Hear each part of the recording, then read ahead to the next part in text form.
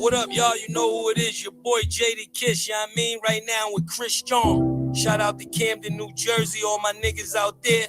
Let's get right into it. Yeah! BTBTV. Chris John, man. Yo, born, let's get him, man. Yeah. Yeah, right never now. Off plan. Used to get busy with them guns in my hand. 4 or 5 or a black 9 with a grand in my pocket and beef cool as a fan. BTBTV, we are not playing. Y'all just talk, we back it up and down. Sideways, F what y'all saying. We Kanye. This a boss talk, so you clowns should just fly away. Hop on the bridge, throw your frame off the highway. It's not a game, this is business, this my way. Real talk, your opinion is nothing to us. We gon' stay on chill, long as y'all don't violate. But it's not fair. We could be cool or your worst nightmare. We the best, I swear. And you could be my friend or enemy, I don't care. And you better beware. Cause we coming for the whole pie and we don't share. No, it just ain't fair. But we the best, I swear. Don't talk about it, bro. Stay up in the mix. A project politics, my mood kinda sick. Name well known from the hood to the sticks. 100 on the highway, flying so fast, burn the gears when I shift. Some people kick dirt on your name. What shoot you gave them? Broke your back for them and they got the nerve to play you. Kick rap's door off, pushed and shoved my way through. Bum rush the kitchen, put my floor up on the menu. The jealousy be hitting up with jokes.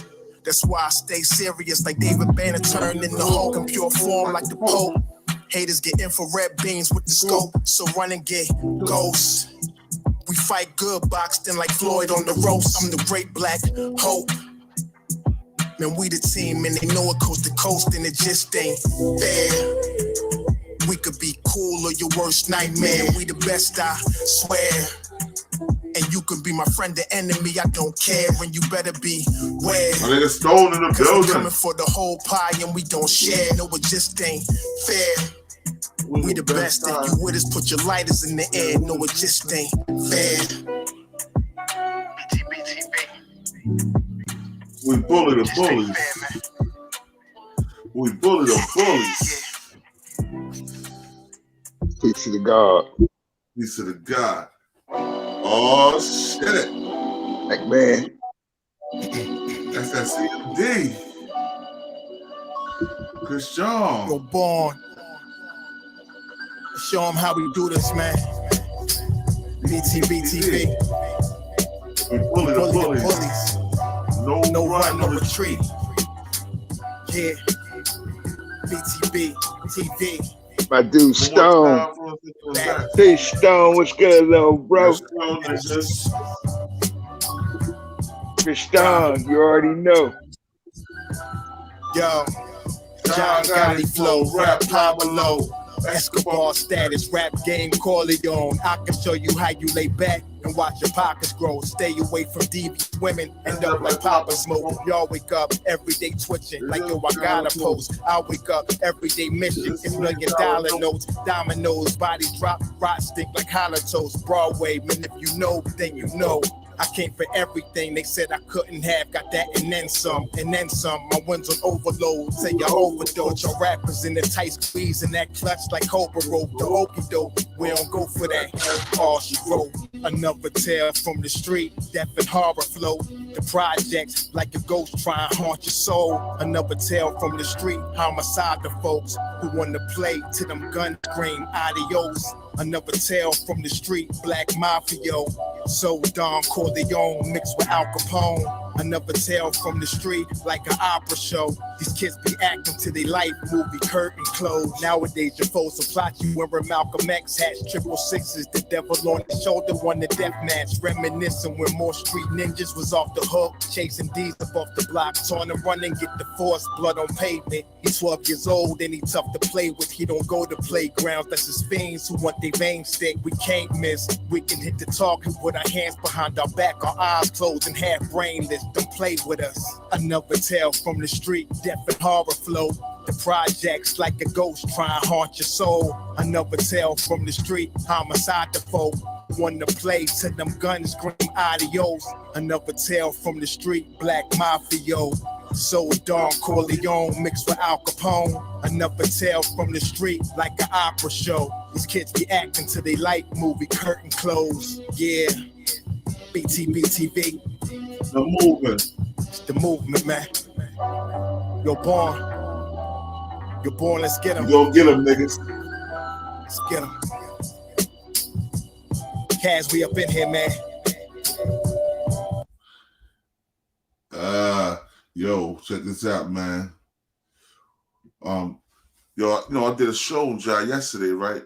And we was talking about Jam Master Jay, the murder of Jam Master Jay, and people that was involved. And, it came back that Southwest T was connected in the case some way.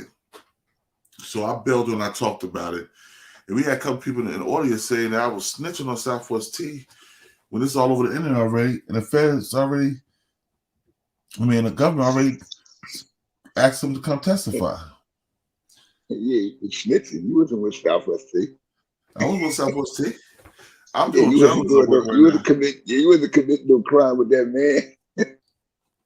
So what I'm saying is, right, if a man could talk about putting a hit on his brother, what you think he'll do to somebody like Jam Master Jay?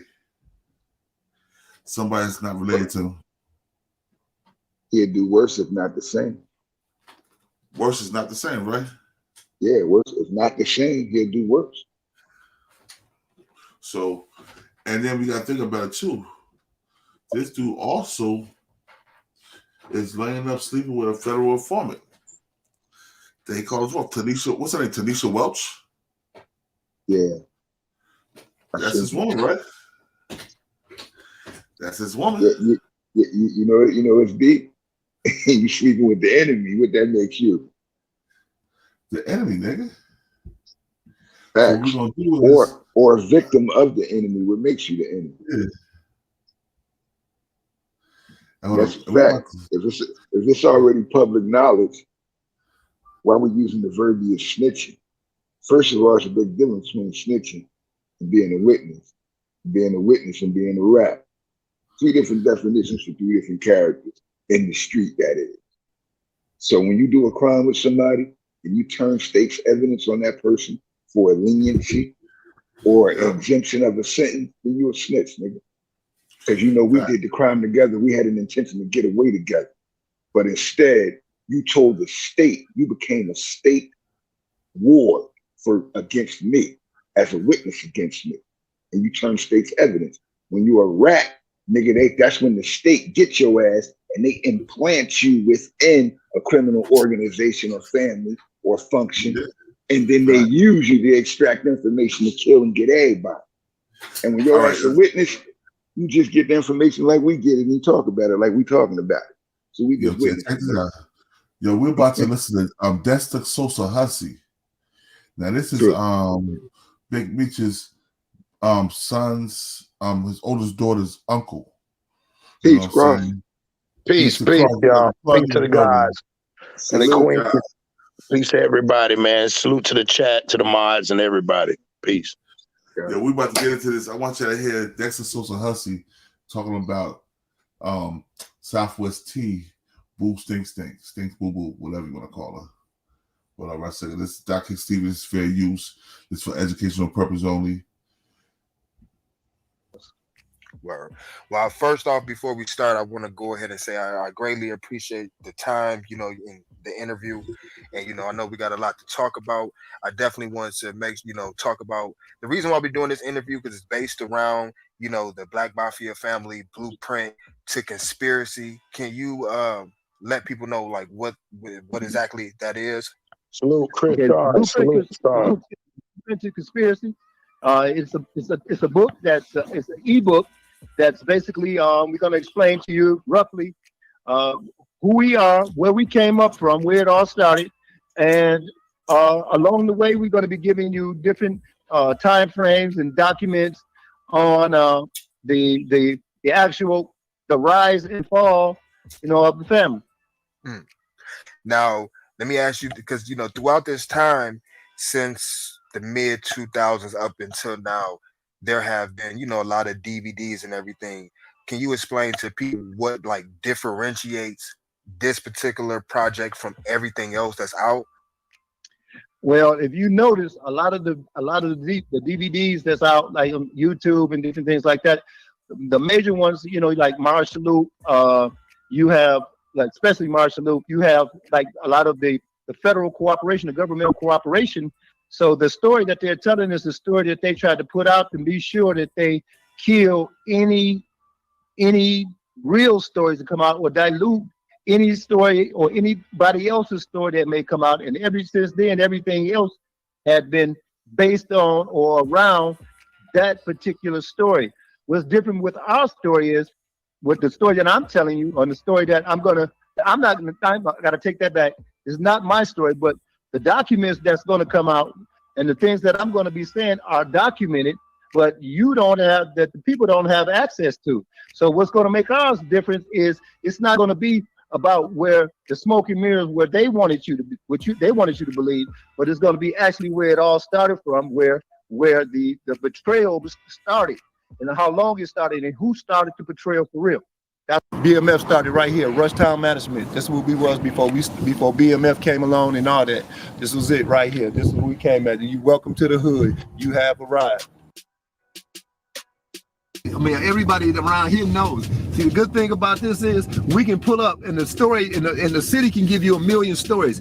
Everybody's got a story about us. Everybody can tell you something. Somehow, some way, we touched everybody in this neighborhood. Everybody knows us. Okay. Now, let's go back a little bit to start from the beginning.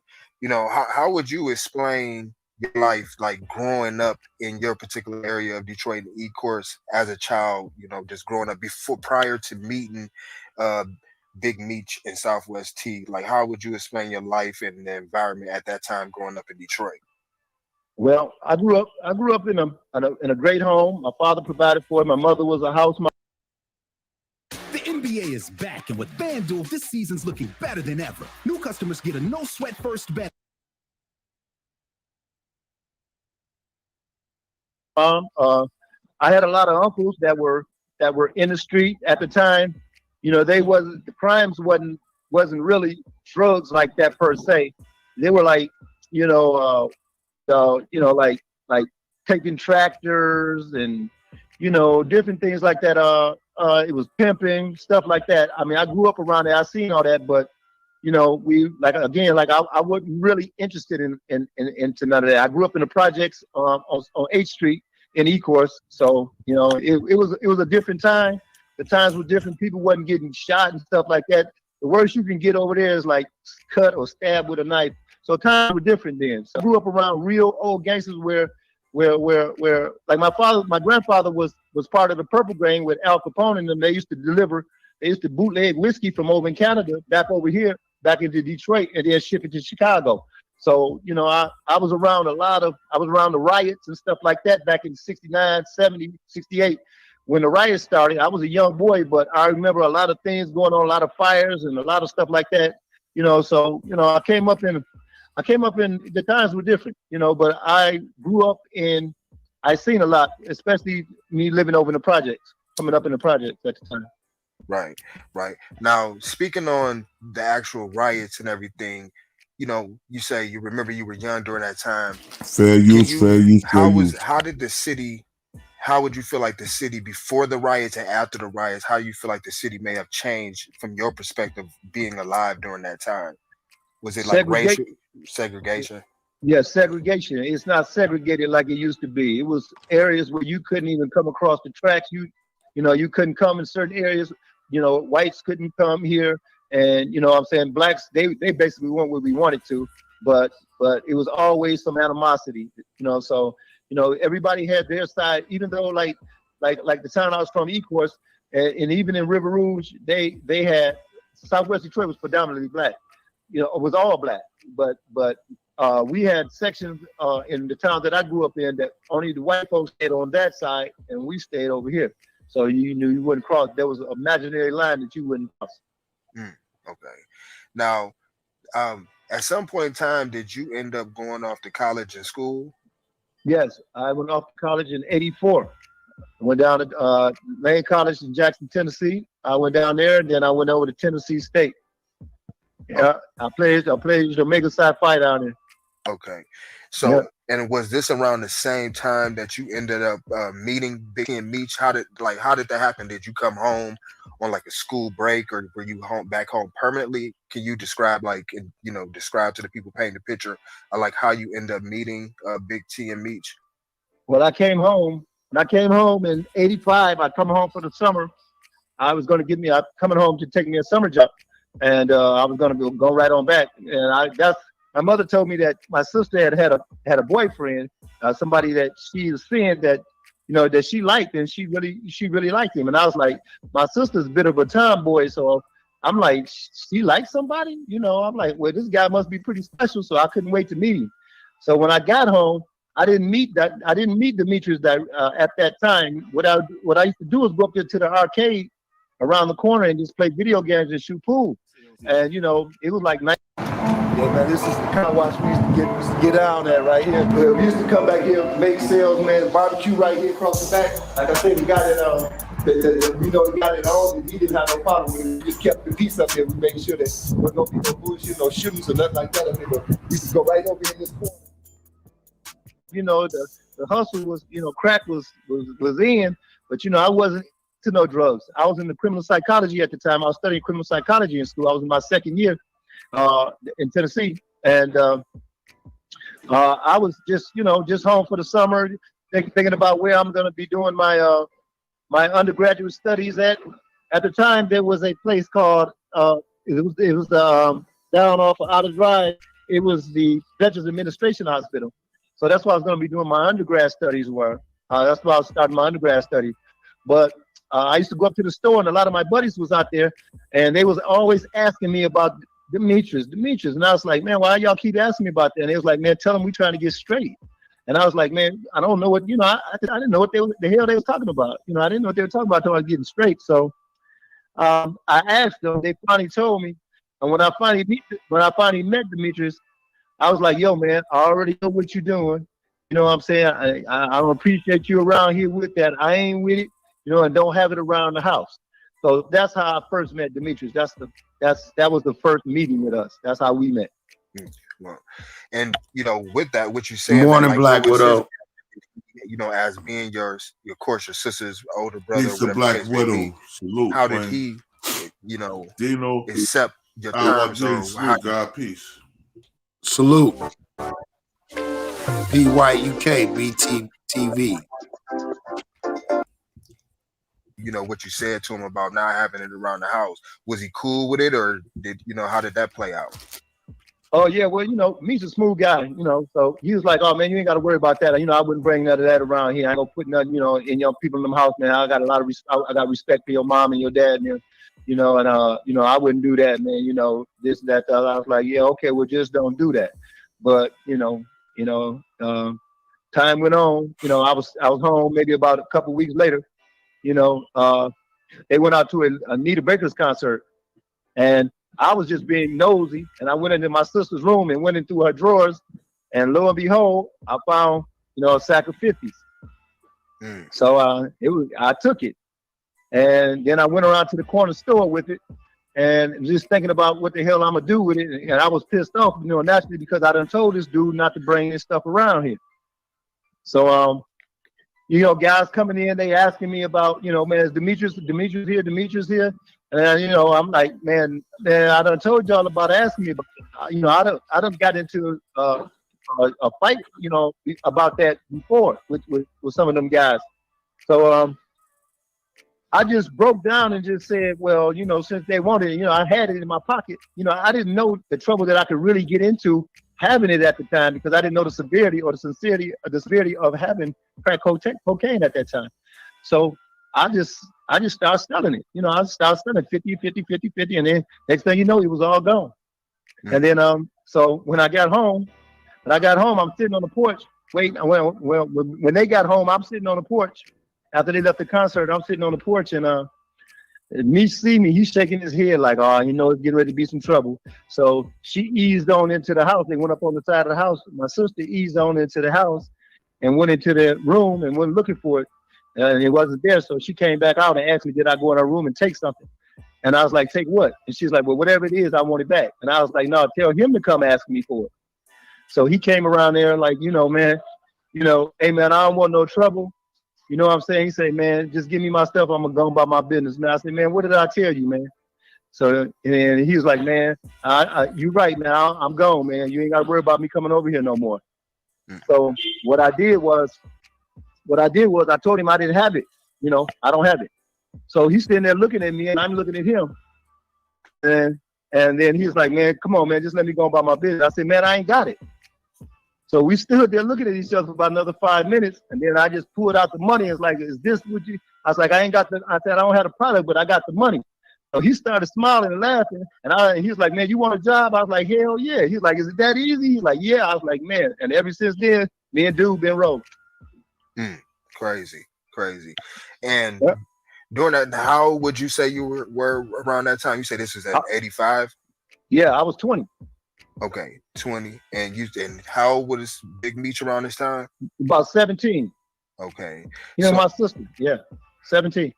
So how did it play out after that? Did you end up meeting Southwest T after that, or how did things play out after that once he offered the job? What had happened? What had happened was, see, T and them, they were limited. Meech was limited. T wouldn't come over there because, you know, it was other guys that was in the neighborhood that didn't like Meech and them because they were hustlers. You know, they were getting their hustle on. And Meech knew a lot of people. People always were drawn to Meech. So they didn't like Meech, but they wouldn't mess with Meech because of my sister and my family. So as long as he was down there on 19th Street, he was okay. But he couldn't go no further than 19th Street back down in the E-course. So once I got on with them, then it opened up, and then we started dealing with the factions around there. They got to really know what kind of guy he was, and that's how it all just took off. We just exploded on the scene down there. Right. So let me ask you this: at that particular time, did they already have a name for the quote unquote crew? Was it BMF, or what was the original name, or was there even a name at that time? There wasn't no name at the time, but then we came up with one, and it was Rush Town. From that moment, did things get out of control for you as far as being a quote unquote, you know, college student going to school for criminal stuff like that? Like, once you seen that side of life, how did it impact you? Did it just automatically blow up and y'all start doing things out of state, or like how was that progression? Well, it was a progression after that. It was a guy down there locally that I went to high school with. He was about 3 or 4 years older than me. So we started basically working. Yo, y'all said this nigga lying like he was a gangster or something, like he was telling Big Meech he can hustle while he had at his house. Nigga, what you doing going to your sister panty drawer anyway? Look for panties, nigga? No, but that's how it was back then. Right. You respected the hood. You respected the hood back then. And that's how you got on back then too, often too. But yo, why is he going through his sister's underwear drawer? Was he sniffing her panties when she wasn't around? Born and turned his shit. You know, Born, it's your little sis, Born. You know, your little sis. Yeah, you checking to see what she's doing. Yeah, you gonna be on her shit. That's how that shit used to happen too. You gonna be on your shit when that's your little sis. You best believe. True. That's like when my. I'm not checking no panty drawers, man. No panty drawers. Nah, but he didn't.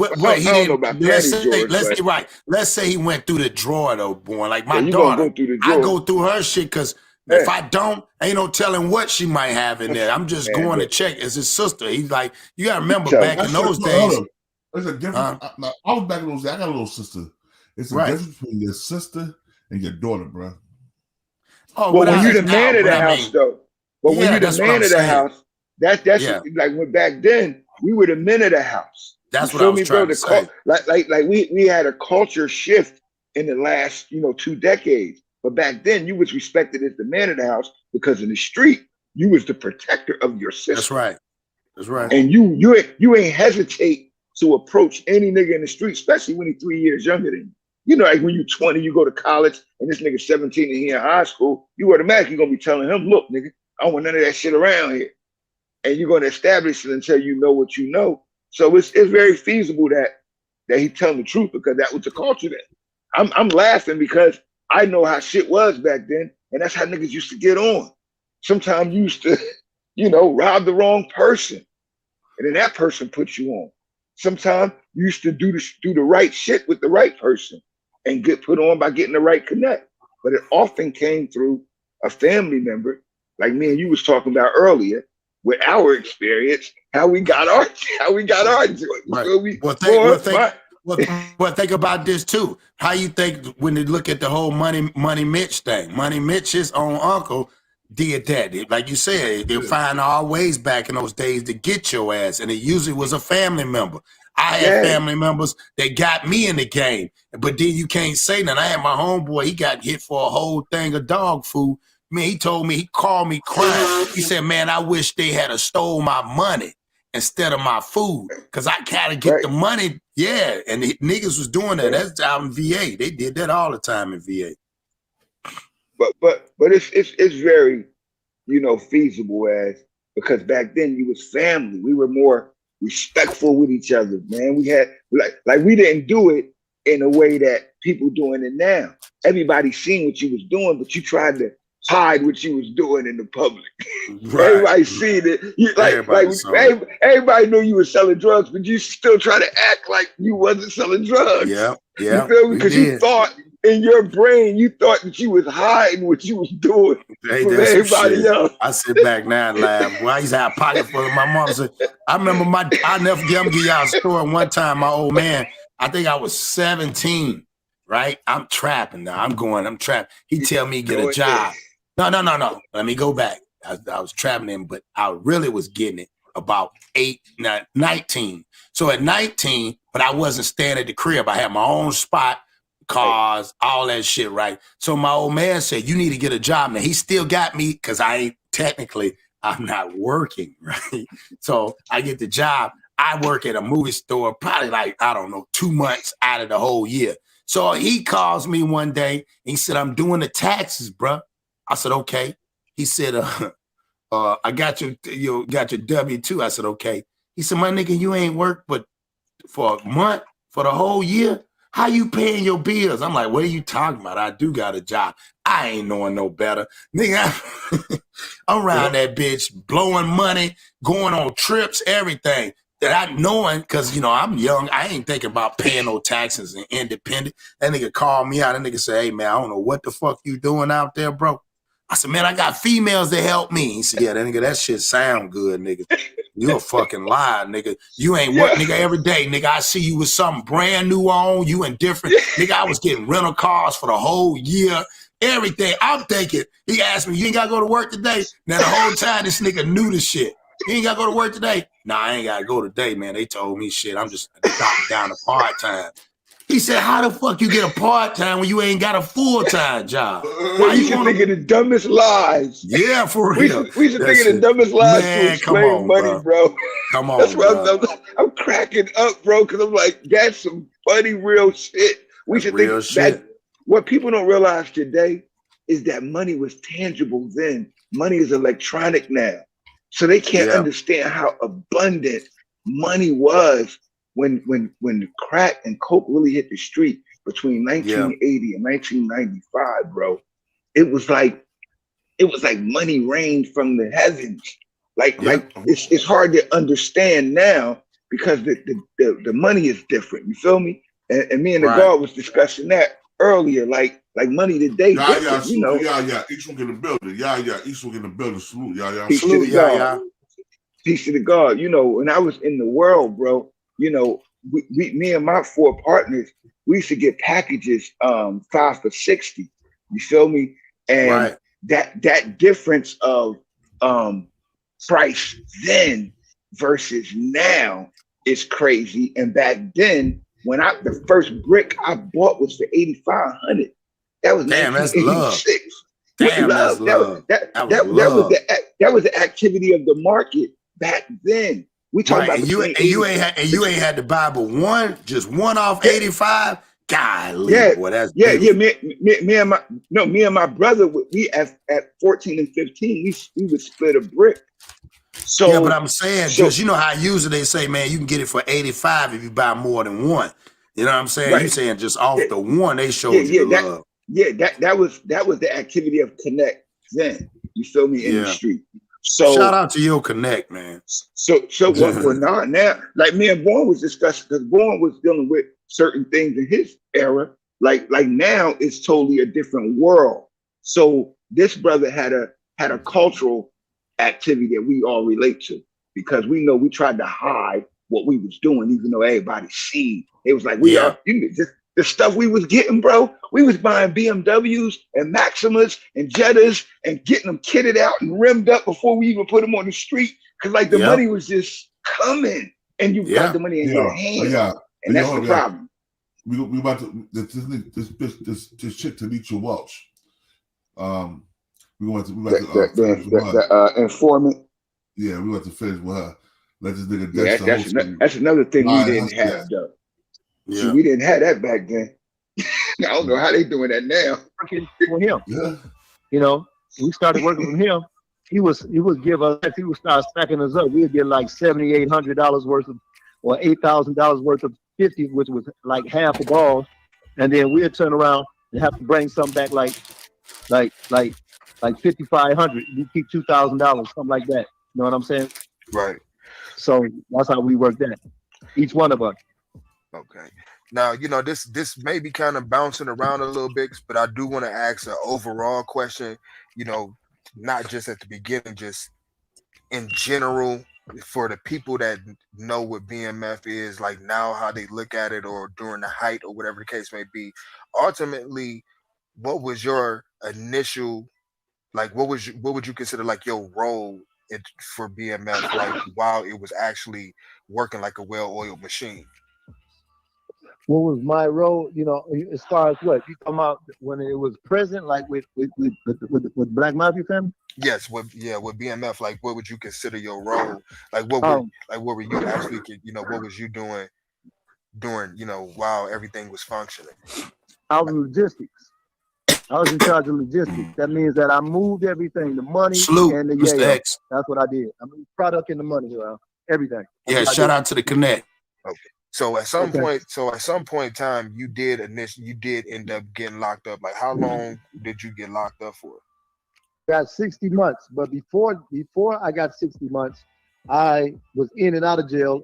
They sent me out on psych evaluations and all this. They were trying to scare me into taking the plea because they didn't have a case on me. So altogether, that with that, and you know, being locked up in Fort Huron and the Oklahoma Transfer Center, and just my and as well as the halfway house with my probation, I did about 12 years. When did the crew decide to move to ATL, and why? We moved about 89. We went down there on a visit, and then 90 we started moving around, and about 91, 92 we were in and out of Atlanta. We didn't really get down there to Atlanta really until about 97, 96, 97. 96, 97. We were like a lot of our time spent in St. Louis, Missouri. So that okay. Now going back to you being locked up for that, you know, the time that you end up being locked up for. Ultimately, how did you end up getting locked up? Did you get actually caught with something, or did someone snitch on you? How did that end up happening? The guys that I grew up with and some around the neighborhood, a lot of and most of them were T people. Most of them was Perry's people. They all told them. And that kind of lead me to the next question I was going to ask you. You know, can you explain the difference between what 263 and BMF? You know, 263. If you look at your phone and you see 263, it is spelled BMF out. So Right. Instead of them being BMF, they had to change it to 263.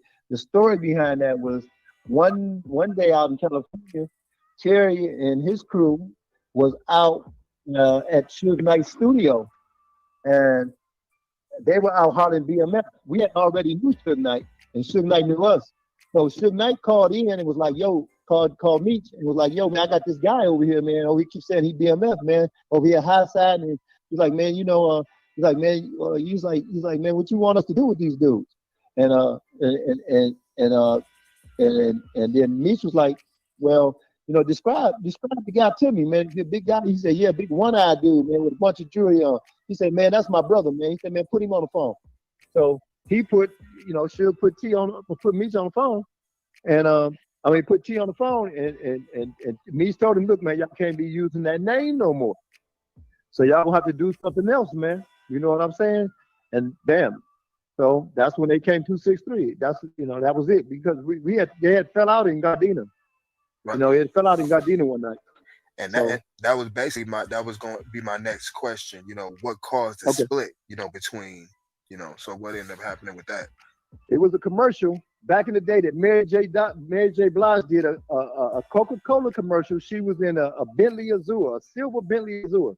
I don't know if y'all remember that, but she did this commercial, and Meech had just bought the car, had just bought the Azure, and T got furious when he found out about it, because T wouldn't come to California. T was staying in Detroit. So he got furious when he found out about it. He flew out there and was pissed at Meech and pissed at Pops, Wayne. He was Wayne Joyner. He was pissed at him because he felt as though they was doing something behind his back. But he was like, "This should have been me, and y'all got it, and you shouldn't have did this, and I'm the one that's supposed to did this, and that should have been my car in the commercial." And one thing about the brothers that all the way to the end that lasted was sibling rivalry. It was a strong competition thing between them. Not more so Meech, but T just had to outdo his brother at all times, and that ultimately brought the family down. That's crazy. Now, and that's the truth. Now, out of all the DVDs and different things I've seen, being from Detroit, different things I've heard, people, everybody always tries to bring up this guy named Doc Marshall that was I guess allegedly or supposed to be an accountant. A lot of people focused on him. What was his role in BMF? And as far as in the DVDs, people talked about he snitched and brought things down.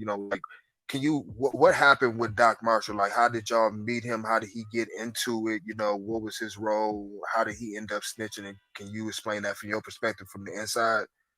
Doc Marshall got caught up on a murder in Florida from some drugs that one of his partners had got from T. When he got caught up on the murder down there, he was already in trouble. Not just him, but his girl, his baby's moms, and all them, and his brothers, and all them, Hassan, Sharad, all them. They were into fraud, credit card fraud, and they were into all types of what you would call that trade line frauds and all that. They were doing all that type of stuff. So when he got caught up down there, they asked him where he got the drugs from. He mentioned Terry's name, and it had already had an open investigation in Atlanta against Terry and them anyway, against the family. So what he did was they used him. They switched him over. I got the paperwork to prove it. They switched him over, and bam, they sent him on up there to go get with Terry and them, and he started getting houses and cars and started getting drugs from Terry and them, and that's how he infiltrated over there. Now, when he came over there with us, he tried to sell. We bought a few cars and stuff from him. He may have done something. He didn't do anything with me in particular, but the paperwork gonna say that they did though. But he never done anything with me. But they just put it all together. They was running out of time. The government was running out of time. They was running out of funding. So they had to put a story together, and they used Doc Marshall to put the story together. You know what I'm saying? But they had already had a story previously before that. It already started back in 2000. But they used Doc because he was closer. He was like the inside man. You know what I'm saying? He like the infiltrator. They used him as their that was their ground. That was That was their ground zero. Right. So okay. I checked this out too. Now this was Terry's right hand man right here, Doc Marshall. Right. All right, so Terry he was the inside man. I told you what the feds do, boy. See, you need that guy. You need that guy. Word up. You need that you need that entry. We call him a rat. We call him Gunner. We call him Gunner. We call him a gunner. A running gunner. You dealing with all of that. You dealing with all of that shit, and you implicating everybody else, whether they using you or not. They already got you. And like you said, he was already fighting that. You needed that inside man. That's the only way you break shit up or set a nigga up. It's that rat. There we go. Let's go back. Because we're about to get to this Tonesha Welch shit. Because this right here, they're going to talk about Tonesha Welch's husband. So at some point in time, like people, kind of consider him like, I guess you could use the terminology like smoke and mirrors. Can you explain that as far as with Doc Marshall? Like, what would you mean? What would that mean? Well, they used him, like I said, like they got it all started. Actual individual or the actual circumstance situation that got the investigation started. Harold Henry Meech and his wife, Tonesha Welch, got this whole investigation started. They got it all started from phone calls or doing on the phone, talking back to this guy in jail and him being mad, and it's all in the documents. I have some posted now on the Instagram that you can go in there and look on _ the Real Black Mafia Family. You can go in there and you can look at it and you can see it. He's gonna tell it. I ain't got to tell you. This is not my story. He's gonna tell it, and the grand jury is gonna also ask him those pertinent questions. That's gonna show you. And look at the year now, because the year is going to be November 6th of 2002. That was 3 years and 1 month prior to them coming in the door. He was already talking about us. Where was he getting that information from? His son couldn't only been up about 1.5 years old, so he wasn't talking to his son. Right. He was talking with Tonesha Welch. And would you say when he was speaking to someone in jail, he was? Every moment in life is a bet. Like betting on taking a hitchhiker tailgating. So she was backdooring Terry anyway, giving her husband all the information, and she was fucking with Terry. You know what I'm saying? Right. Phew. And he's still with this boy. Old sucker for love ass nigga. Yep. But you already know you're a sucker. You already know you're a sucker. Look how he look at his brother. Yeah. You feel me? You're a sucker for looking at your brother like that. What they call it? Jolly Roll sucker, Tootsie Roll motherfucker, dog. That nigga soft as tissue paper. Yeah. Jolly Roll sucker, Tootsie Roll motherfucker, dog. You know he was a sucker before he got with her because he had an emotional vendetta against his brother. You in an emotional competition against your brother. He trying to build an empire and you trying to cut his knees off. See, that's the bullshit. Why would you be in competition with your brother when you're supposed to be in competition against the world with each other? That's a fact. Yeah. So of course you'll put a hit on your brother. Of course you'll do dirt to everybody else. Yeah, that's the bullshit, bro. But they see how he is. They know how he is. Oh yeah. We just learning that. Yep. That's real. Miss Welch, she was the one that was incarcerated? No, he was incarcerated. Oh, she was with Terry. Right. So Terry was basically sleeping with the enemy the whole. Did saying sleeping with the enemy, did anyone else at that particular time within BMF have any inklings or anything about her, like in a negative way that maybe she was a bad seed or anything like that? Or she just kind of was up under the rug, in the clear? People didn't know that she was messing things up. Honestly, me and Demetrius knew how that relationship started. We never felt comfortable with that. Neither did Demetrius' mother or his sister nor his father. So we already knew what that was. But Meech, to be truthful, Meech never liked that girl. Never liked her. And it really fell out the day after he left Cancun when we got off the plane, and we were getting ready to head back down to Atlanta. And Cherry was like, well, he was not ready to leave yet. I mean, he was heading back down to Texas, and Cherry was like, he's not ready to leave yet.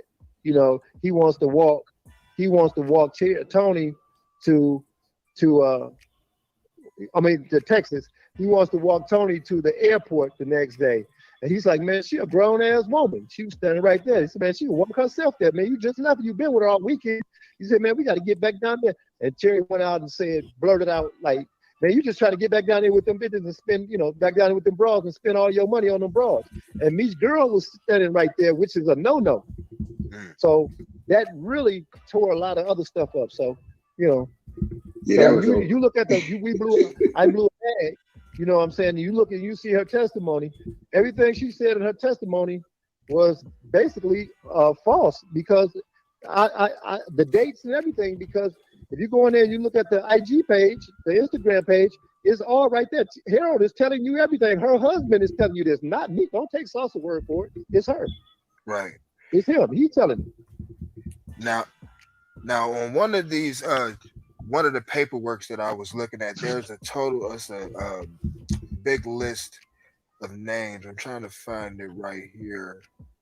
Where it's like, at the beginning, the United States versus, and then it says your name, and then it has a list of those names. It says witnesses. Like, what was going on? What was transpiring and going on during that time, and who are those individuals, and what was the parts they were playing?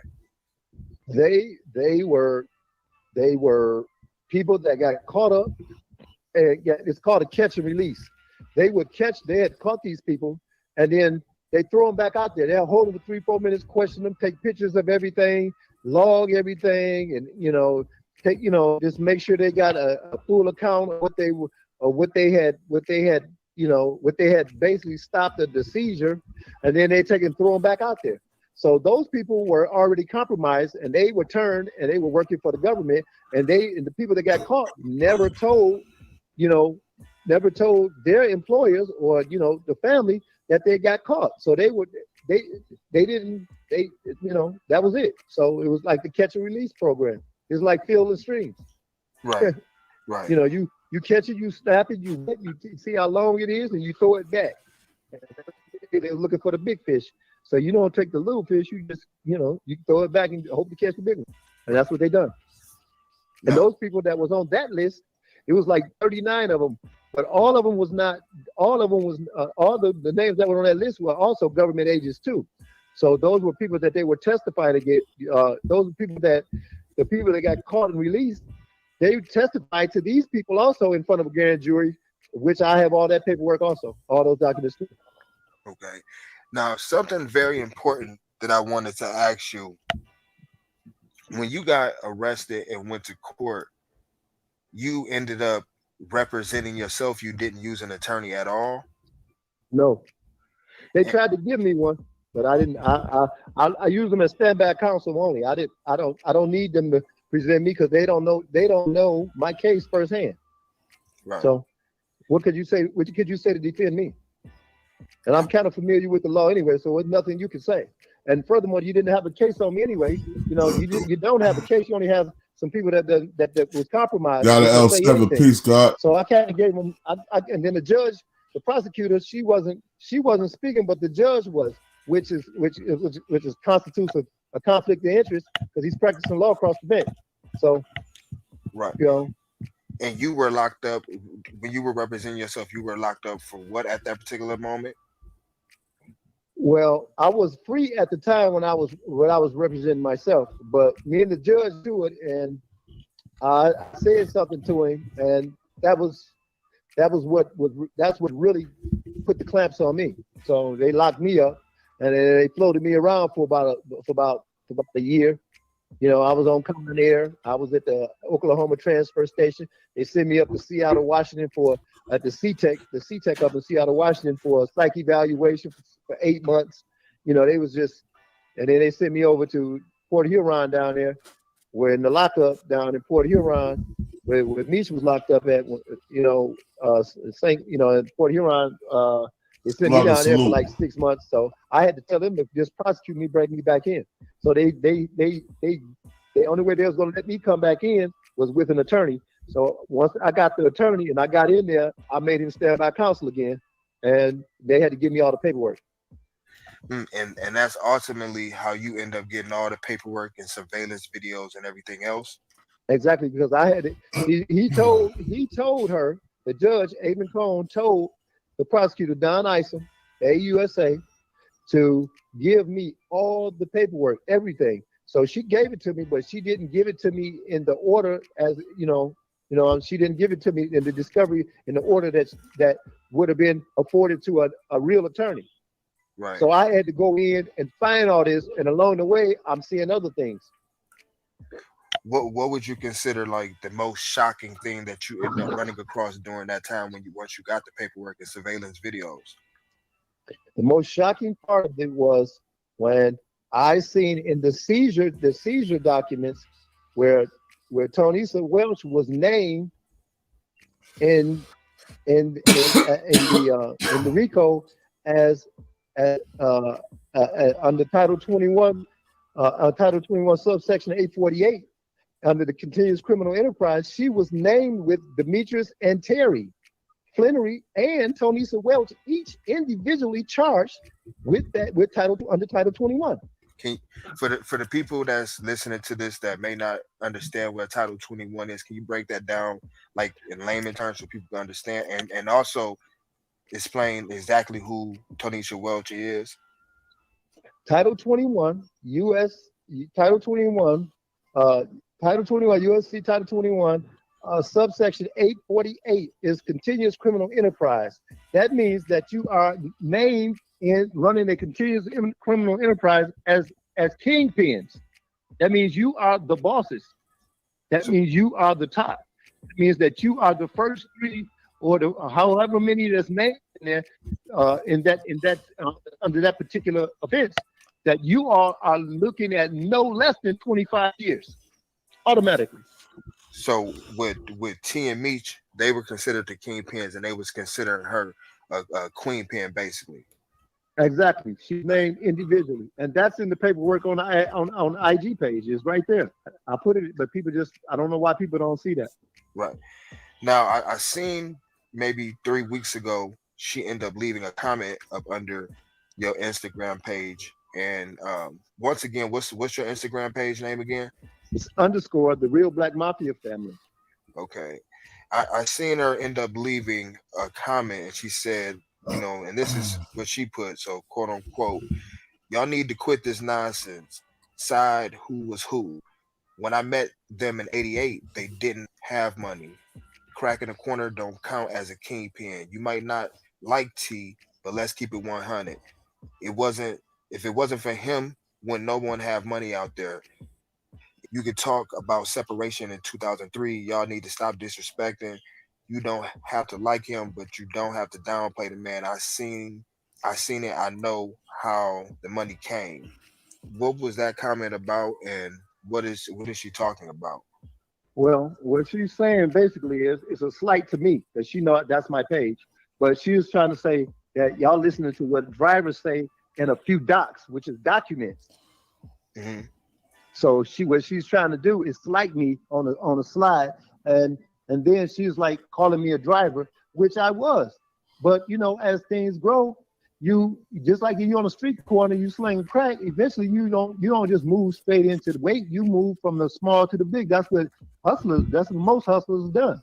So all that she's saying is true, but it changes to moving rocks to moving keys, and from driving to logistics. So that's true. And then as far as the docs is concerned, a few docs, I do have a few docs. I got about 40,000 pages of documents. That's how I caught her, and she knows it. Yeah, bruh. She was in there backdooring them dudes, yo. 40. She's backdooring Meech and them 40.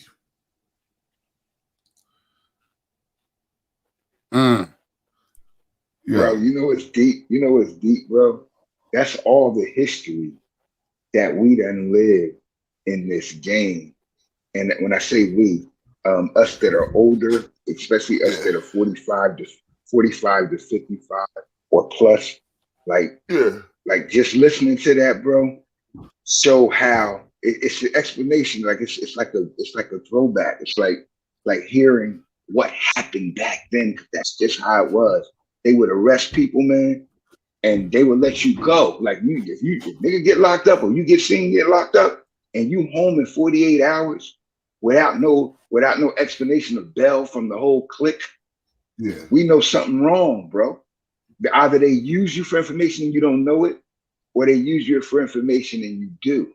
And now you back for whatever. So when back then when you got locked up, you used to have to go sit down for a couple of weeks. You wasn't allowed to interact with everybody because of that. To make sure, nigga, whether you knew or not, we stand the fuck away from you because we know they watch you. Now it's like cliche, but nobody obey the law. But it's crazy hearing that. And that's how we used to function. That's how we used to look at each other. We knew for a fact, but you come home right away, something wrong. Right. That's facts. That's 100% facts, yo. But damn. What's crazy is how they didn't address that shit though. Right. Like that's like I know why they didn't address it because of where she was at.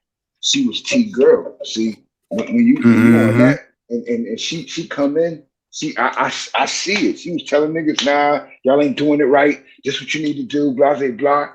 And how you know? Like if you coming in telling us that, where your enterprise at? See? And nobody questioned that, or when they questioned it, it was an emotional disposition. And that's where the mom, the dad, the brother, none of them liked her because she came in with that aggressive personality to make him make those moves. See? That's why she's giving him the credit now. Oh, if it wasn't for him, nah, if it wasn't for you, it wouldn't be conspired for murder right now on the charge that they admit that he didn't do.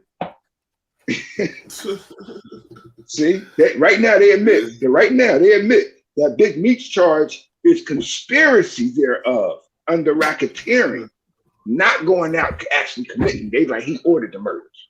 That's all based upon somebody else's testimony, though. And see, now because we also know she testified. I'm gonna pull up some more. She also testified on multiple members of BMF. Man, the whole enterprise, technically, according to his words, according to his stated documents, the whole enterprise. That's why you're out. Why Meech in jail? And if you equal to Meech as the queenpin, being next to the kingpin and the one who put this thing together, how you out to talk your story? Yo, we about to do like this. Tonesha Welch. Hold on, I'm trying to.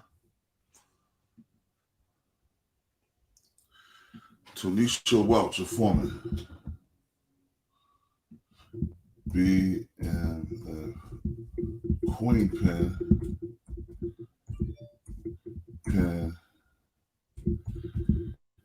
informant.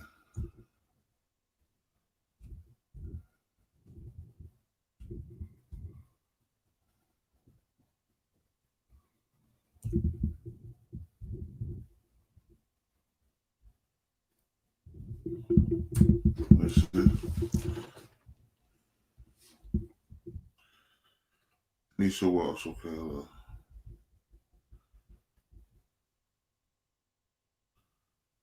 Here we go right here.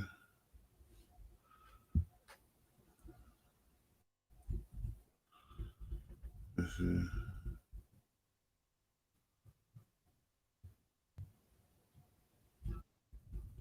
Hold on.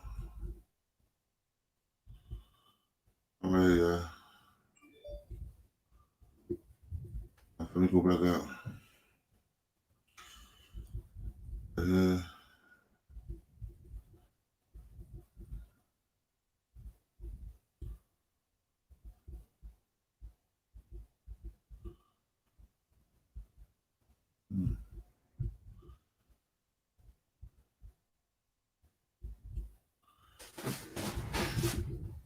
Yo, I'm laughing at how you got put on though, bro, because that's how a lot of people used to get put on back in the day. You got a package and you get some good shit and you sell that shit, and next thing you know, you wasn't, because back then people would buy it from anybody as long as they could get it. That's how we built them when we used to sell dummies. When you ain't had no work and you needed some money, niggas was selling everything from sheetrock to rotten tooth, candle wax, everything. Yeah, that candle wax is a motherfucker. Hey, look, that candle wax with that motherfucking oil gel. That oil gel. Oil gel with the candle. Shout out to the oil gel back in the day for the dope thing when they tasted it. Yeah, we used to do that. Come on, nigga. That's me. That was me. Yeah, I got paid one time, nigga. Yeah, check this out. Yo, Cross, that was like that, Cross. That was your shit, Cross. When shit was fucked up, Cross. Yo, hold up. Yo. Check, my check. Let's go. Coast was clear, man. Listen, man. It's getting real spooky, man. Feds want BMF boss Southwest T Flenory on the witness stand in upcoming Jam Master Jay's murder trial. Lord have mercy. It's getting crazy, man. With info gathered from DEA agents and federal CIs, Jam Master Jay was killed over cocaine that was supplied by the Black Mafia Family Organization, which at the time was headed by Southwest T's brother, Demetrius Big Meech Flenory. Meech is currently serving a 30-year federal sentence for the role in BMF organization. Today I'm joined by Chief of Detectives Rodney Harrison from the NYPD and Assistant Special Agent in Charge Daryl McCormick from the Bureau of Alcohol, Tobacco, Firearms, and Explosives. I'm also joined by the prosecutors. All right, listen, man, y'all help me out. Now, if they opened this case back in 2020, all right, they got a trial date that's set for February of 2023. They had a date that they was setting, they was going to do in September 22nd, but for some reason they pushed it back. So this whole thing is spiraling out of control. What I want to know is if they can prove that Jam Master Jay was killed allegedly over cocaine, which BMF, Big Meech, and Southwest T supplied, what does that say about them? That's what I'm trying to figure out. Now we all know Big Meech. We know that he's loved around the world. He's fighting a 30-year sentence currently, but he's trying to come home. His brother's been home for a while, but what I'm saying is they want Southwest T to be a witness. My thing is, okay, they saying that he's connected to the guy that killed Jam Master Jay. Okay, that's already sourced. Different outlets have spoke on this. Okay, so you know what I mean. I'm not the first one speaking on this, but what I'm saying is, what testify about what? You see what I'm saying? Do you want him to say that he gave the keys to the guys that killed Jam Master Jay, and they might have fronted the keys to Jam Master Jay, and he didn't pay? You see what I'm saying? I'm trying to figure out which direction these people are going with this.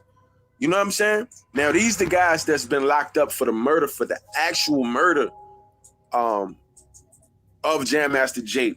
Okay, now, like I said, a case was reopened in 2020. Now, obviously, they found out more information. Obviously, these guys still are saying that they're innocent. So I'm trying to figure out if you would open a case back up that you allegedly would have the murder suspects for, it has to be more information. Now we know that Jam Master Jay's been gone for over 2 decades, man. R.I.P. But I'm wondering, would this affect Big Meech from coming home? Y'all let me know, man. Get in the comments. Let me know. Y'all think this shit is coming back to hunt BMF or what, man? Man. That's what I was asking. Why are they investigating? Why they want old boy to testify now, come to court now, put some people in court now? Unless some other dudes found some shit that they know about. But do you think he's going to show up regardless, or is he just him just talking, and then it's going to come out? Because you know, niggas, them old niggas, they be forgetting the internet hold you accountable for a lot of shit. So you can't just say you ain't gonna go when we all know that you've been subpoenaed to go. So I don't know what that part is where I ain't going. I ain't got to go. I'm Southwest T, nigga. We know that, nigga. You the nigga with the broad that told. So everybody know who you are. And you know what's deep? Any other time you could just plead the fifth, unless you were what? Witness. A witness that knows what either the corroborating witness, which is the confidential informant, or you are that entity yourself. Yep. And hold up. And what a lot of people don't know, people that don't know that never been locked up, never been in feds, if you're on probation, federal probation, or state parole, if you get subpoenaed to go to court and you don't go, that's a violation. That's a violation. Yeah, that's a violation. That's right. Word up. That's right. That's a violation. Word up. However, unless you are already that guy that they have had as an ace in the hole to testify. See, that's that. Yeah, see, like you gotta look at it both ways, because you gotta look at it both ways. You caught up with Shorty. He can still be caught up in Shorty.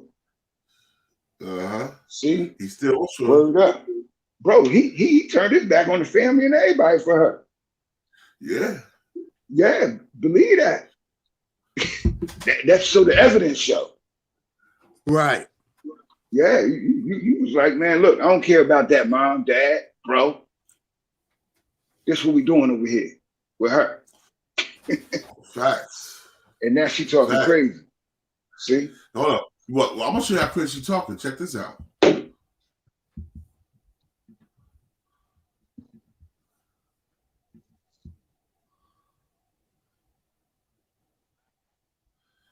I'm gonna show you right now. Hold on. Parents shouldn't be your best friends. Why? I don't see. How old are you? 17. They are my best.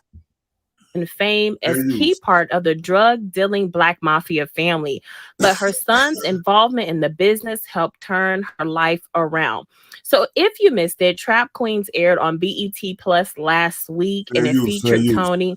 A lot of us are also watching BMF on Stars, which is being played by Lala.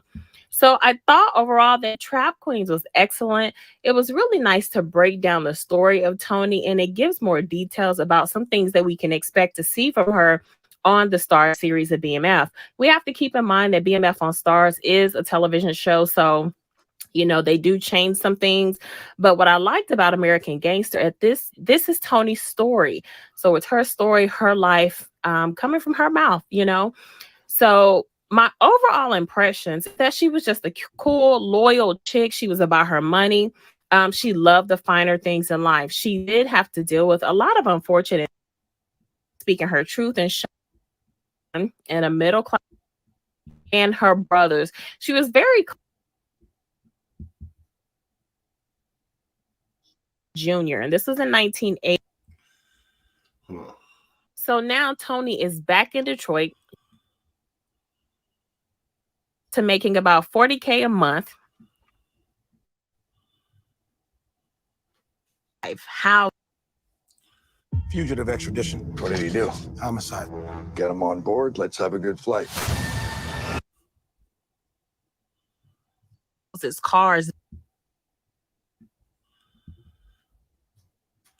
She ruled the house and she ran her brothers. She was very close to her mother, but she always. Yeah, hold on. I'm gonna get this right for you right now. Hold on 1 second. Hold on 1 second. And 40K a month wasn't kingpin status.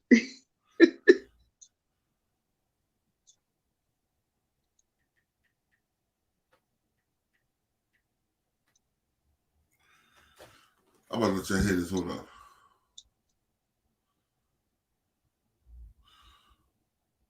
This is how grimy this brother is. Listen. Yo. I hear it. I hear it. Yeah. Yeah, we can hear it. Tammy Cohen. I haven't. Okay. You can explain it. I'm explaining the story. Tammy Cohen is now the executive producer of the BMF show. the BMF Star Show. She has Meech rights. I was doing this show, so when T was locked up, T asked me to call her. I blindly called her. Oh, here we go. Here. Had you blown through $50 million? Is that what they said in BET? That they said 500 million, but I think get that 500 million. That was exaggerated, but I mean, when you look back and I look back at some of the things, it wasn't that. I blew a lot of money though. I'm saying like a fool with money. I'm like, the things that I think about, the things that I had, the things when you look back at it. But I like, like I said, ill-gotten gains, like it was off of people hardship. So I'm okay. I feel good about my life now. That everything I do now, I work hard for it.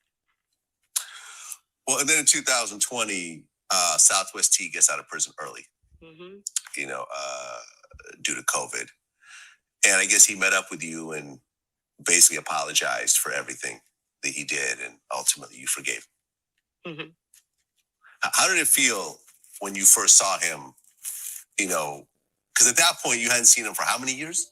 15 years. So for the first time in 15 years, the guy that you were close to, that you lived with, that helped take care of your kids, and, you started him in the drug business and so forth. And I guess you blamed him somewhat for your son going to prison? It wasn't just my son. It was just so much. It was other things that, when you get into a relationship, and we made each other promises that we wouldn't do to each other. And he broke a lot of those promises.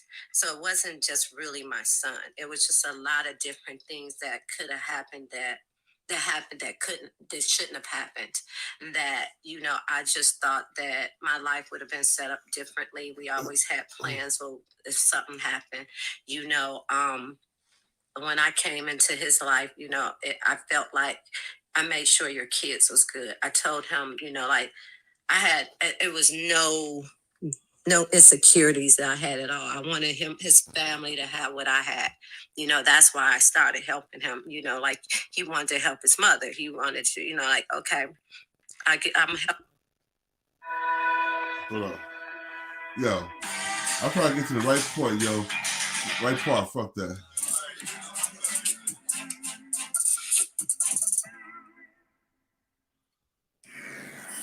There you go. Fuck up, y'all.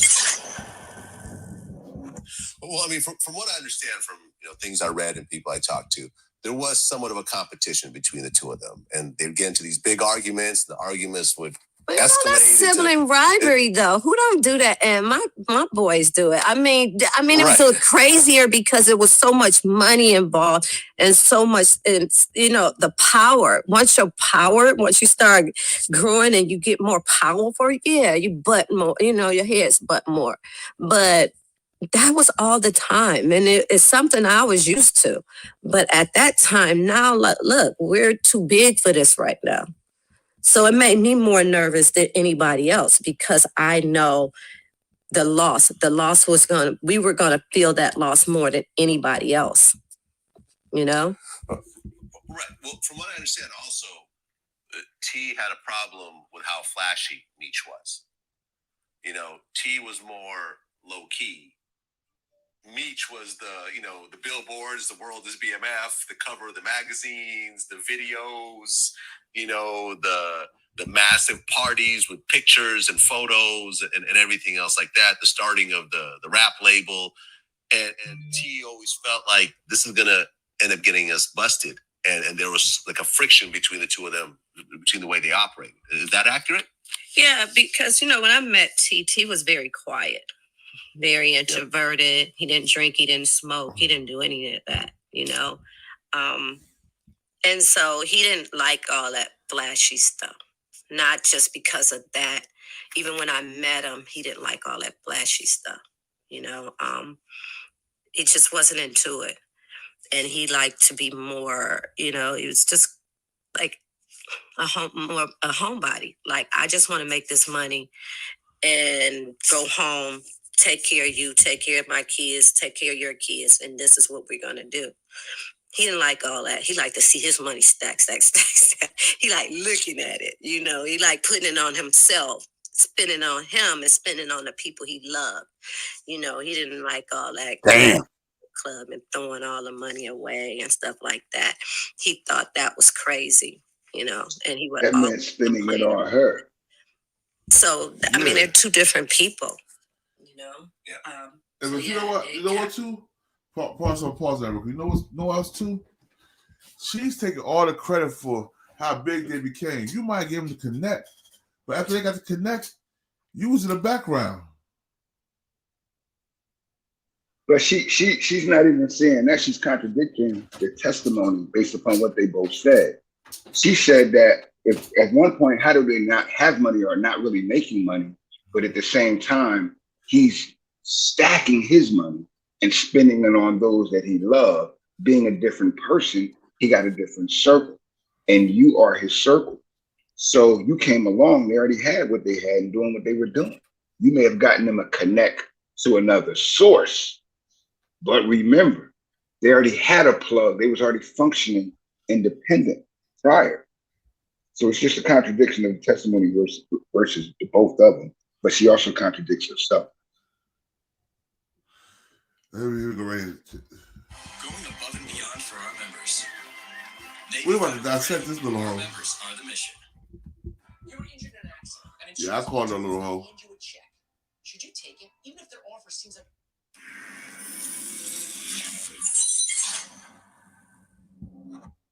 So essentially, these dominoes are falling. People are getting killed. People are getting busted. Millions of dollars of jewelry is getting confiscated. The feds had actually been investigating, for 2 years. I guess there was a special force called Operation Motor City Mafia. I didn't hear about that. You didn't hear about that? That's new. Yeah. You're telling me something. Okay. Operation Motor City Mafia was a special DEA, special division that has started essentially putting all this together. And there's wiretaps everywhere. And Southwest T was caught on a lot of wiretaps.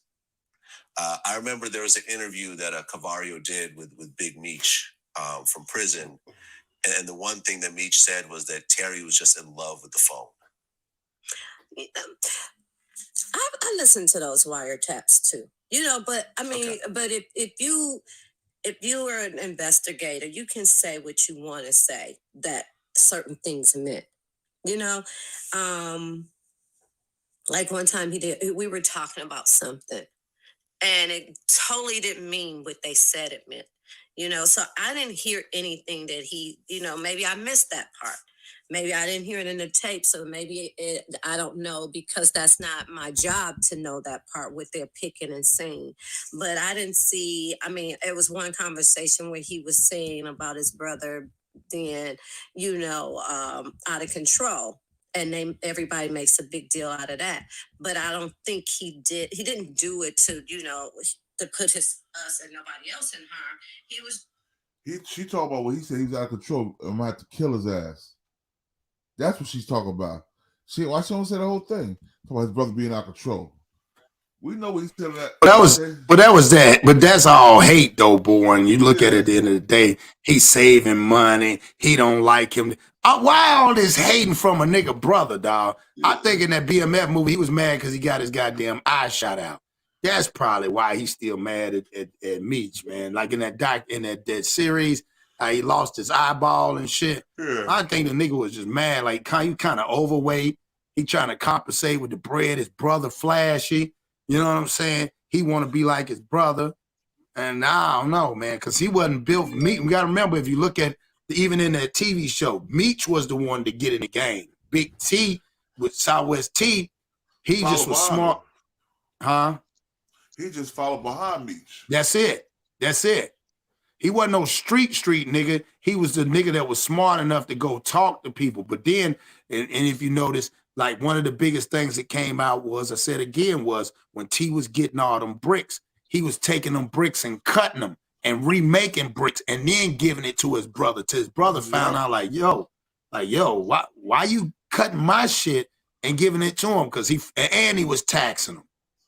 That's why I said I don't get it, man. That type of nigga like that, you got to be careful.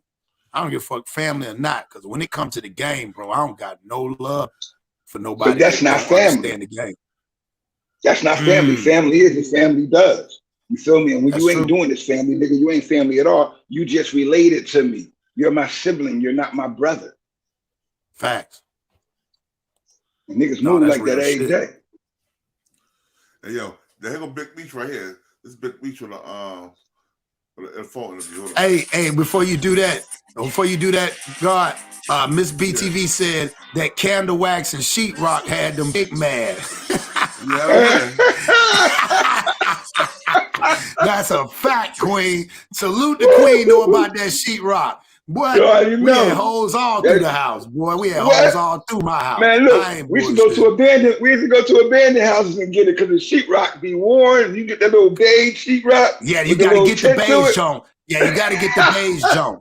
That was that butter back then. That was that Homer Simpson we called that butter. That's enough, bro. Fuck that big shit. We talking about something else. Fuck that go ahead. That got niggas killed. Come on, okay. All right. Hell yeah. Just brought back some good memories. All right, y'all. Now, what y'all think about that? Yeah, that's the one I was talking about right there. That was that whole thing with he was stealing the bricks. You know what I'm saying? Like, that's automatically, bro. That's a flag on the play. That can get you killed, bro. That shit hurt me to hear him say that. Like, I can't imagine that happening in my circle, bro. Like somebody doing that when we, but we had rules too, though. And he did that when he went to jail. And that's what I said. Shorty wasn't none of that because they had other plugs, bro. Yeah. You feel me? In the moment they had other plugs. So it wasn't, you can't be making that much. Plugs are in competitions for kingpins, bro. So that's what they compete for. They don't compete for fiends. They compete for kingpins. The kingpins are the fiends for plugs. So he's like, we're gonna deal with the connect ourselves. Fuck him. Yeah, man. Look, we got other people. See, we ain't gotta talk to him. But I'm here while he's supposed to be handling things the way we've been handling it. And boy, you know, we was just discussing that. It's a certain quality that we have to have consistency or to be successful for back then. So people didn't worry about quantity. Back then they worried about quality. When you got that raw, they line up, nigga, like Popeyes. You feel me? And they forget about everybody else until you ain't around. So for him to be doing that to them, that could have caused a whole chain reaction of problems in the enterprise, bro, from the ground up by you giving out, you know, that weak work. That weak work caused wars. That caused wars, bro. That caused wars, especially when you got to do this. That's a junior kingpin. Yeah, he's moving. Back then you moving a brick every 2 days, and you give somebody some weak work. Think about this, John. Too, you taking 4 ounces out of my brick and you throwing cut on it because I don't know better because it's been repressed. I'm gonna cut it. Nigga, you fucked up my what? Bro, you're still in 30. You giving me the straight 32. Forget about the .2. Point 2. You giving me the straight 2. Like, how do I get the 2 pounds, nigga? When in reality, I'm supposed to get these 4 extra OZ, these zips, and you taking that off the top. When we all know, if you ever moved a brick, that .2 is really where your money is at. Come on, man. See? That's a fact. So it's deep. Here you is still in that, and we supposed to be all we got. Right, nigga. That's forget about you telling my woman in front of me and her that I'm dealing with other women. Bro, that is the ultimate. When you do that, that means you will go in front of the police and tell on me in my face, nigga. If you do that, that's worse than snitching on me to the cops, bro. When you disrupt my household that I got kids with, and you tell her in front of me, nigga, you just want to go back down there so you can get with them bitches. What? No, that's the ultimate, bro. No. Bro, that right there, you can't live that down. Oh, you did that too? Yeah, you ain't hear what the brother said. You ain't hear The that? brother said brother said they was putting her ass on a plane to get her out of there, and he act like he couldn't leave her. And they were like, bro, we got to go take care of this work. And he said, nigga, you just want to go spend up your money running around with them bitches. You to get back down there to spend running your money with them broads. In front of his girl. Man, and wife. In front of his you crazy. Yeah, you crazy. That's the ultimate violation, nigga. Like I can't imagine my brother doing that. Because the nigga Southwest T didn't want to lead abroad. He wanted to. He said, man, that broad can walk. He got mad. He said, man, that broad can walk to the airport by herself. Bro, why you gotta wait one more day? We missing money. That's when you know a nigga in love. That's when you know a nigga is straight sprung. This nigga gonna fuck up the whole bag to walk her. Love sick, bro. Love sick. She got the nigga straight sprung, like you said, bro. And she talked like that. Like she talked with an authority to both of them. When you weren't there, you weren't their sister. You're not Big Meech's sister. You just came along. Yeah. Like it's deep. And we know how that happened when you just come along. Sometimes you're sent. Yep. Yeah. You ain't go to jail. Real shit. He doing 30. He doing that 30. Shit crazy, bro. Dog. Yeah. That shit crazy. And T did 15. You feel me? Right. And how they you still won't let him out. Listen, they didn't catch him with no work. They didn't catch him but with the 2 gun charges. And this nigga still in prison and can't get out. But his brother that got caught with the work, on the phone with the work, all that is out. That's some foul shit, bro. I don't care what nobody says. That's why I made that post, Cross. I said, hey, look, Black America got together to get Brittany Griner out. Why don't we get together to get Big Meech home this year? You feel me? Yeah, because that's real. Yeah, he need to come home, bro. All of them years for nothing. And nothing real, nothing. It wasn't even his fault. Bro, you can't find no biochemist in the hood. And you don't the chemist you find in the hood, bro, work for them. Bro, we ain't gonna do that, bro. We ain't gonna do that, bro. Your cousin's a biochemist, bro. We ain't gonna do that, No. Meaning this, we didn't create it. You feel me, bro? We didn't put it in our hood. We created crack, bro. We didn't create the cocaine, but we created the crack. Don't start your shit, bro. No. We found a way to manipulate it. But they gave it to us. We didn't have no idea that. Hey, Born. Remember I was telling you about the shooters? Remember I was telling you about the shooters? Did you see that spoon? You see that spoon up there, right? Remember I was telling you that's how they was moving, bro. You get that $100 and they shoot the whole weekend. But check this out. Now watch this, yo. I want y'all to see this real quick. Kevin Clubhouse. Big Meech, salute, bro. Grabbed you and said, hey, we got to go have this meeting. And he didn't tell you what it was over or whatever else. Mm-hmm. And when you got to where you're supposed to go, there was a policeman. Yeah. And tell me what happened in this meeting. Yeah, it was at the dog kennel. We were in Georgia, and I spoke on it earlier. And I was like, man, this is my second time, man, coming over here with these guys. I was like, who the hell is these guys? I said, each time I'm bringing him 150 grand. So he's like, man, that's part of the investigation. That's the FBI. I mean, that's one of the agents. I'm like, man, why aren't you bringing me here? You know better than that. He's like, man, don't worry about it. They good. So I said, okay. I said, same story. He said, same story. I said, okay. So I sat over there by the car, but he said, no, I want you to come over here and listen to something. So they played the tape back, and the agent played the tape back, and the other agent stayed outside looking around, making sure they wasn't followed. So they played the tape back. We heard T talking to his family, his mom and his sister, them on the phone, and he was talking about, having dude, put down his brother. And yeah. Yeah.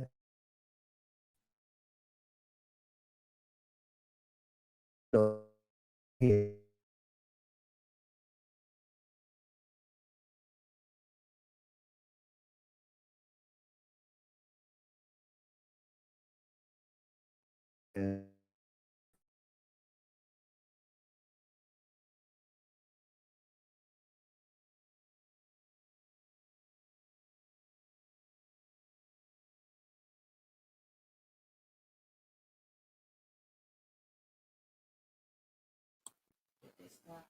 Yo, Born, you there?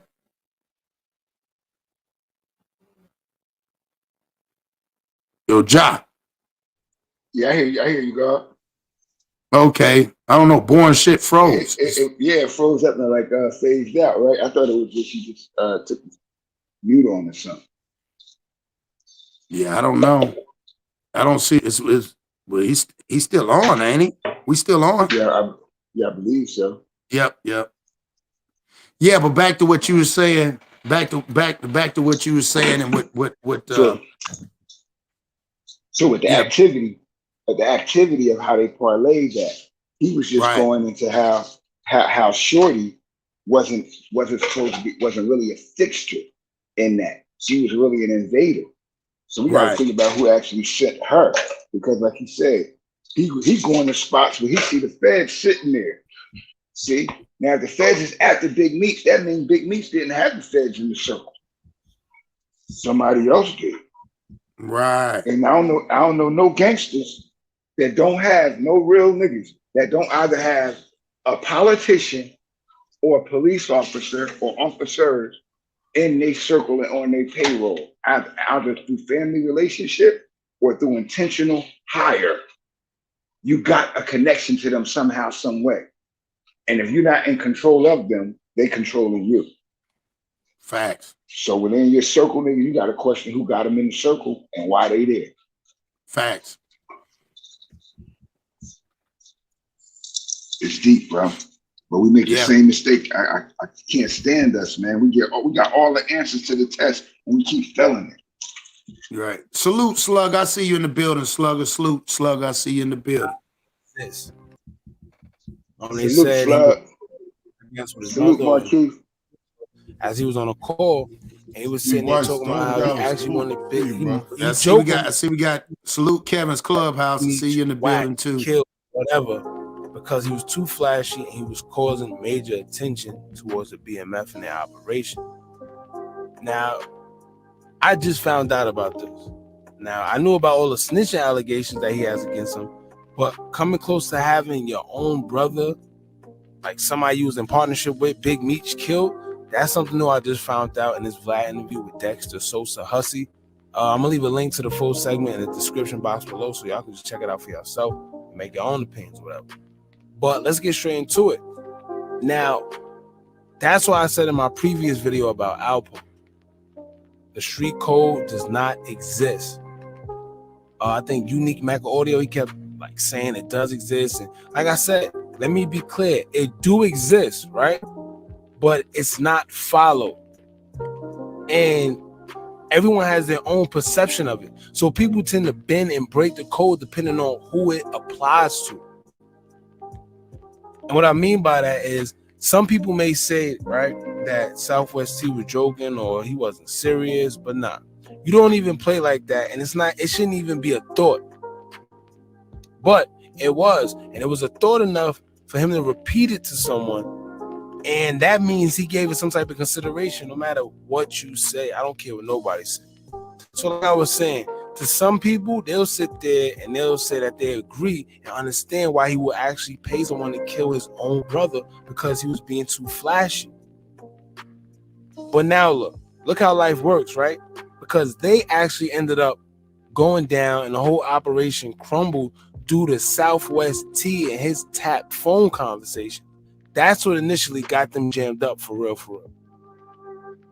So now my question is this: would it be okay for Meech to get Southwest T killed because he actually got them caught? Like, would that be okay? Would that be the quote unquote street code thing to do?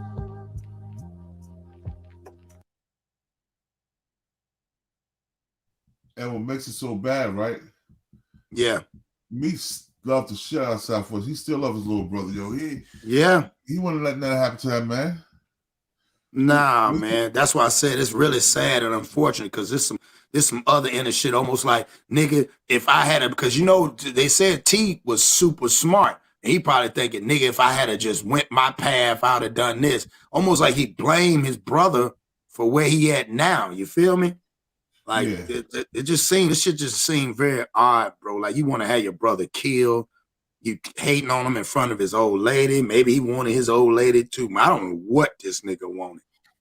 This nigga did a. Hey, bro, we watched it. See, we all got a real example of it theatrically through The Godfather. You feel me? So every situation we're given as an example. We've always seen something happen behind it off of a dysfunctional emotion. Right. And instead of being the kings of the game, bro, and rule wisely, one began functioning with an emotional dysfunction. Yeah, that's the reason why I was playing Southwest. I want everybody to see how Southwest T did his family. Yeah. If he could do Big Meech like that, he would have no problem putting that money on Jam Master J head. Yeah, like none. You're right. Damn, I like the way you brought all that together. That's a fact. Shit, you're right. That's what we was building on earlier when the guard asked me when we began the show. I said, what? If he'll do that to him, then he'll do far worse or the same to someone else. Feel me? Yeah. He'll do far worse to somebody else. And we know because we move with people like that if we've been moving long enough in this world. Like bro, I know. I know I learned early who to be close to and who to be apart from. On the real. That's real. And when you control your own cipher, and you're a master of your own square, Somebody asked, did Southwest T get shot in Detroit over a woman? Yeah, Tom Calipari said it. He probably did. Of course. He might have did. Everybody trying to say the reason he got shot because of Meech. Beef with that nigga, the other nigga, that old head motherfucker.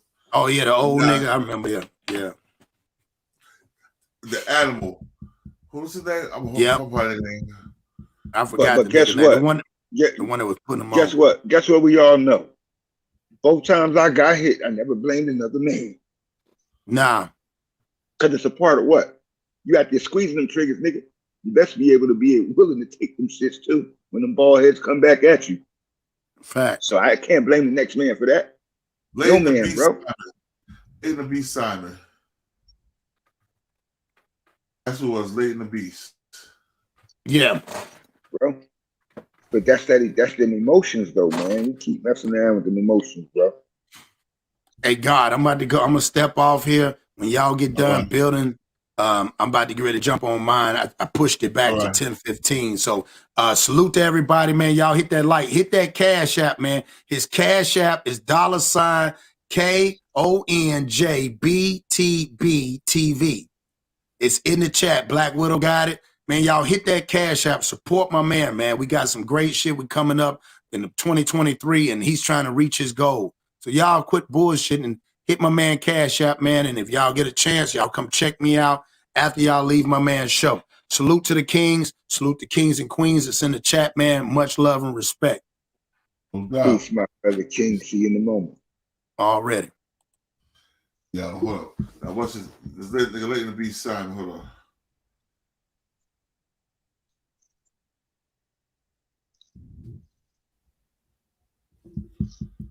Let's see if I right now. There we go, right here. These old niggas better stop playing with the internet too, bro. That's the new wiretap. Yeah. Word up. Word up, niggas still active in the field playing with the internet. You've never seen anything like Avatar, The Way of Water. It's your girl Missy here, back with another one. Today I'm here with the backstory of Detroit OG. Grew up together on 12th Street territory and ruled it for years with no problems. Leighton met the Flenory brothers in Las Vegas at the Martin Hagler versus Tommy Hearns fight in 1985. A young guy kept bumping. Not this one.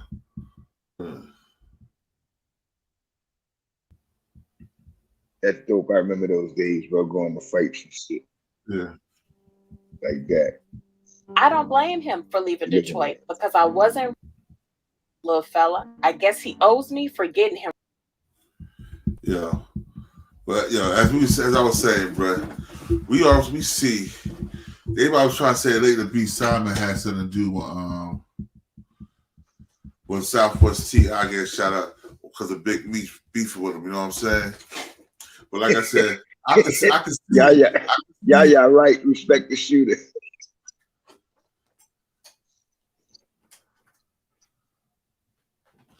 Well, I can see him get himself killed over a woman. Yeah. You know what I'm saying? Easy. I can see himself getting killed over a woman. And then we got the Jam Master J nigga right here. Here we go, right here.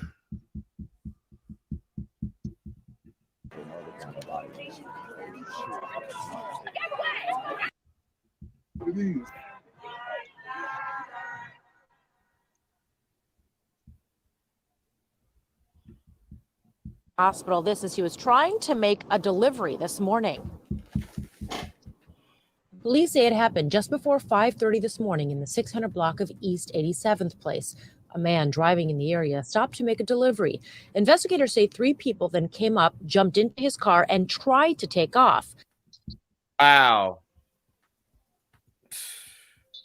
He can't even do deliveries no more. Can't even do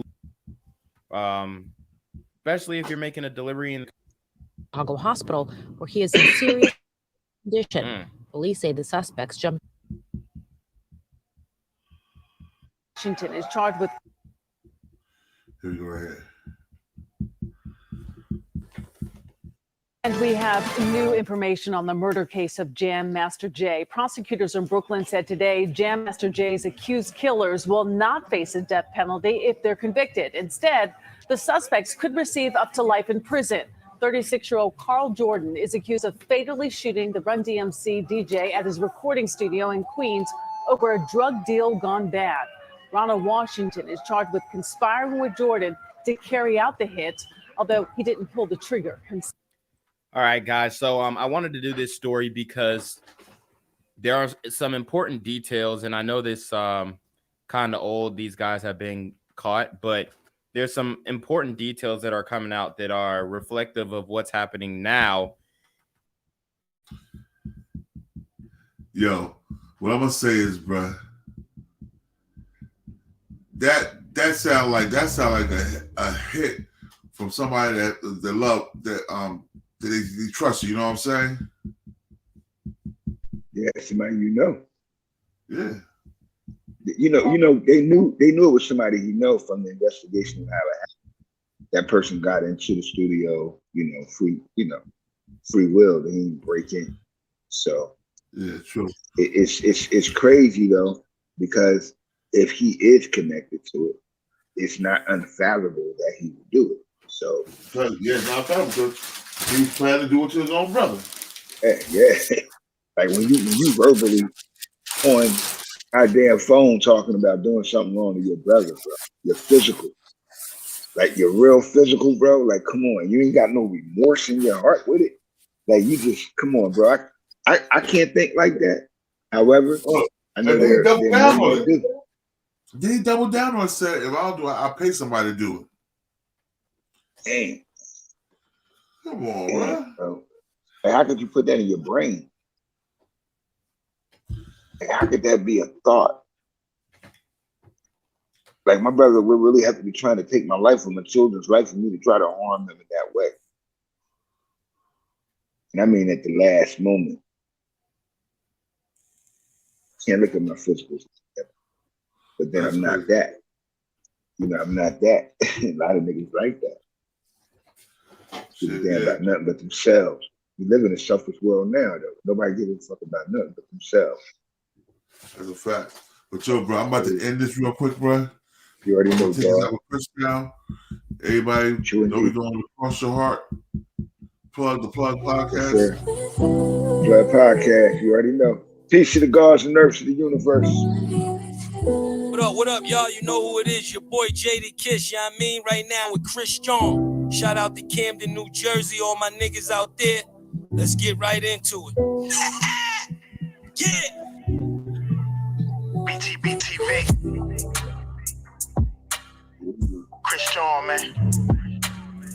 Yo, boy, let's get him, man. Yeah, never off plan. Used to get busy with them guns in my hand. 4 or 5 or a black 9 with a grand. in my pocket and beef cool as a fan. BTBTV, we are not playing. Y'all just talk, we back it up and down. Sideways, F what y'all saying, we Kyrie and Kanye. This a boss talk, so you clowns should just fly away. Yeah. Hop on the bridge, throw your frame off the highway. This not a game, this is business, this my way. Real talk, your opinion is nothing to us. We gon' stay on chill, long as y'all don't violate. But it's not fair. We could be cool or your worst nightmare. We the best, I swear. And you could be my friend or enemy, I don't care. And you better beware.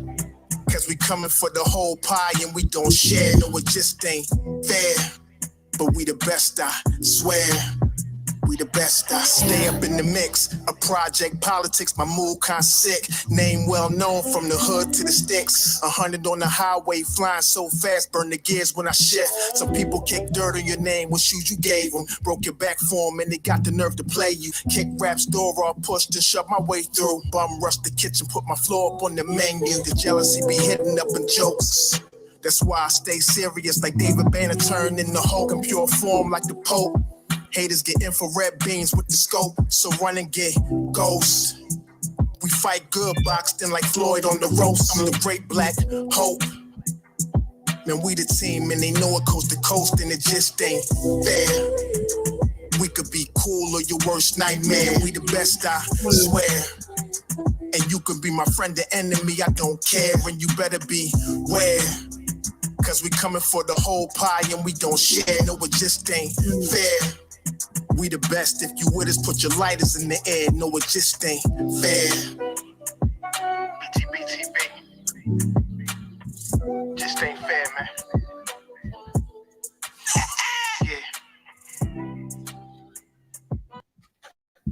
All right, y'all. Appreciate everybody for coming through. This is the King of New Jersey. This is BTBTV. We the bullies at. Yo, salute to my panel, the Plug Podcast. Jai Muhammad, salute to the chat. Thanks for coming through, showing love. And this is it.